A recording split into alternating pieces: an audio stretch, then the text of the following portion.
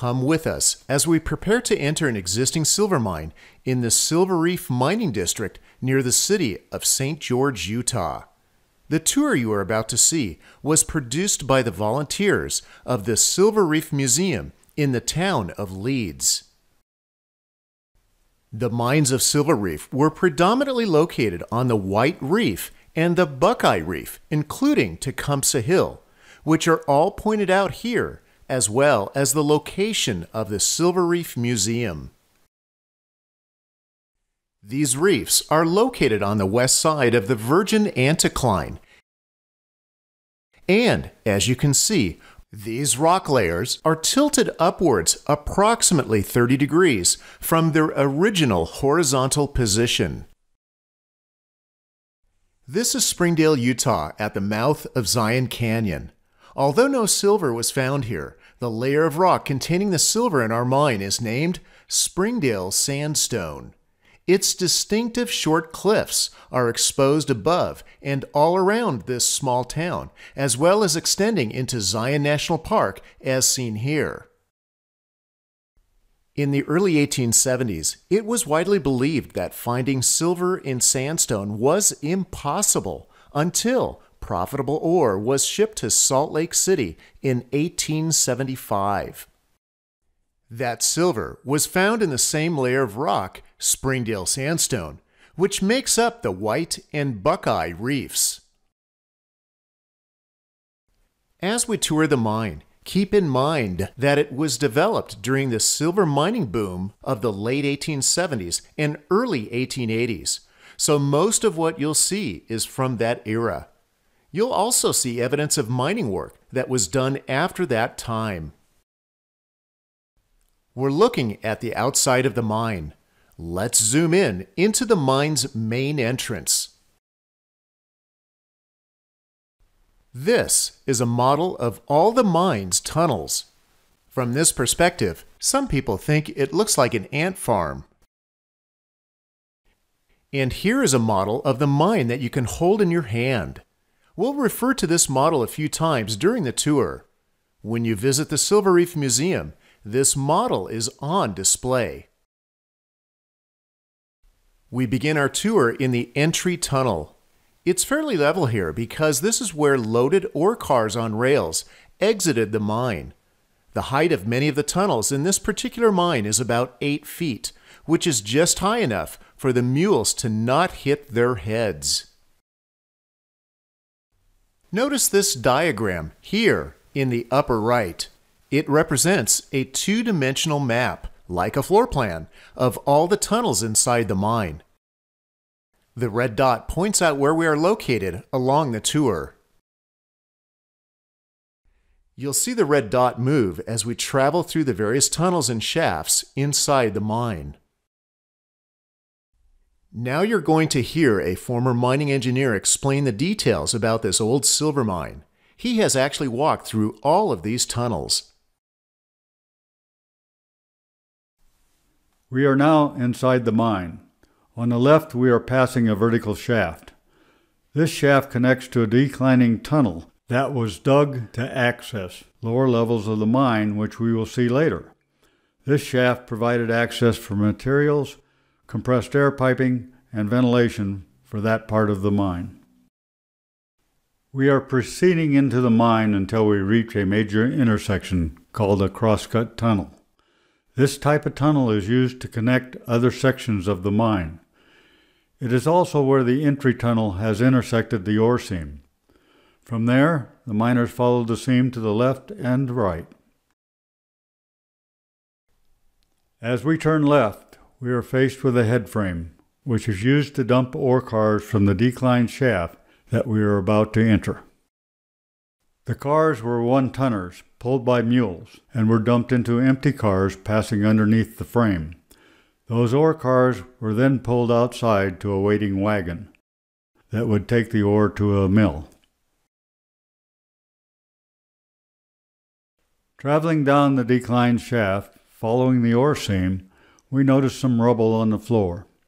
Over the past 140 years or so, some rocks have fallen, but the tunnel is still remarkably stable. At this point, you can see that the miners have created a large room, known to the miners as a stope because the silver was more concentrated here. You can see how the room is supported by wooden posts. Eventually, when the rooms become too large or the posts supporting them weaken over time, the rooms cave in.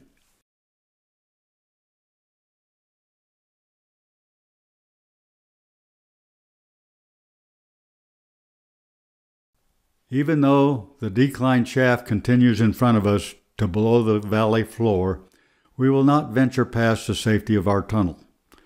We turn around, back up the decline to the head frame.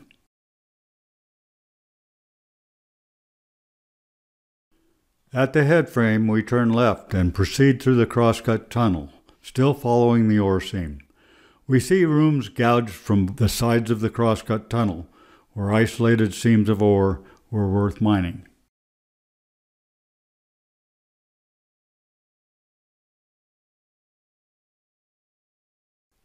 We come to the end of the crosscut tunnel. To the right is a larger area that was mined, but only high enough to take out the ore. The miners stopped digging the crosscut tunnel here because the silver content in the ore was not high enough to justify mining it further. Turning around, we go back to the head frame where we will follow the crosscut to the right from our mine entrance. Almost immediately, a tunnel veers off to the left, separate from the crosscut tunnel. Following that tunnel, it leads to a vertical shaft above us that accesses an upper level of the mine. As we back up out of this tunnel, notice the ore car rails on the floor.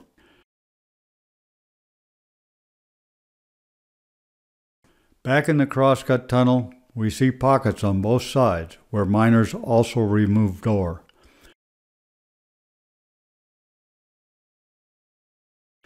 We now approach a wooden chute that follows the ore seam up an incline.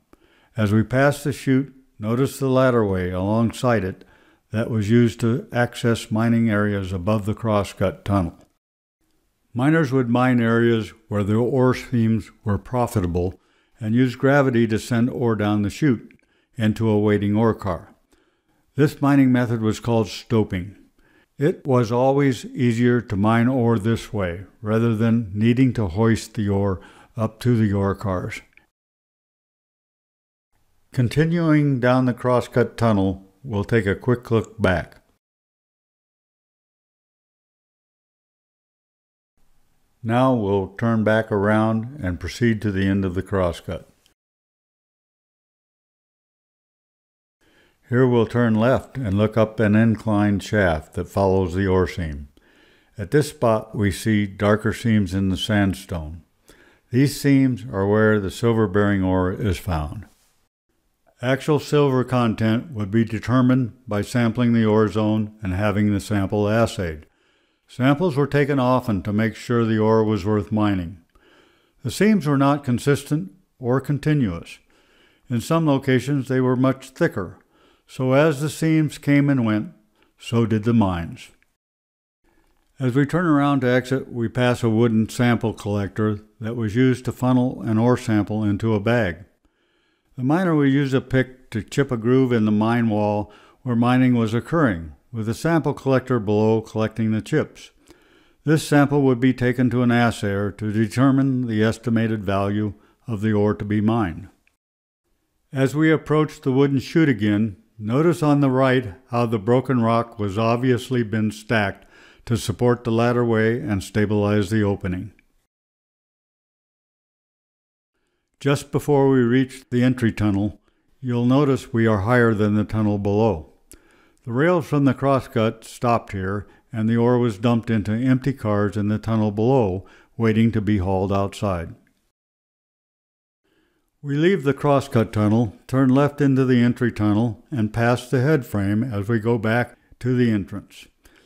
The tunnels here are holding up well, as is the case in many of the Silver Reef mines. The mines never reached great depths here because when they encountered the water table, the silver disappeared, so there was no reason to dig further.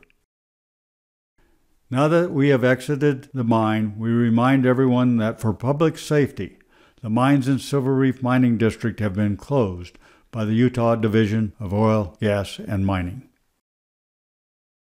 Many of the openings are closed with rebar gates so that native bat colonies can still use them.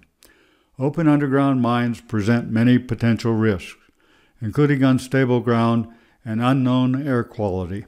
Please respect mine closures, stay out of abandoned mines, and stay safe.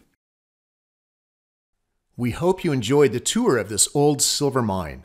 Since you took the tour virtually, just think of all the dust you don't need to wipe off yourself. Or feel the uneasiness or anxiety of wandering around these tunnels and being concerned about a cave-in, breathing in poisonous gases, all while being in extreme darkness.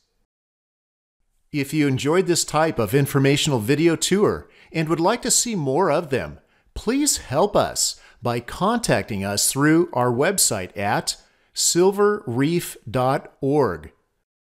Go to the contact page and let us know how you'd like to help. You can contact us directly using this phone number or email address. Thanks again for coming along with us, and we'll see you on the next tour.